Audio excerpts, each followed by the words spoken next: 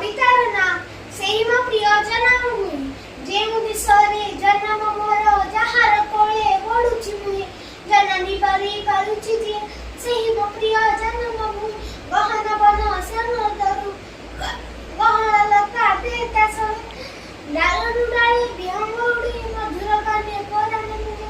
ତାରକା ମିଳେ ଆକାଶ ତାର ଜ୍ୟୋତ୍ସ୍ନା ମିଳେ ବିମଳ ଦିଶି, ଗୋଟିକୁ ଗୋଟି କୋଶକୁ କୋଟି କୋଳେ ତାଲଟି ଉଠାଇ ଆଜି।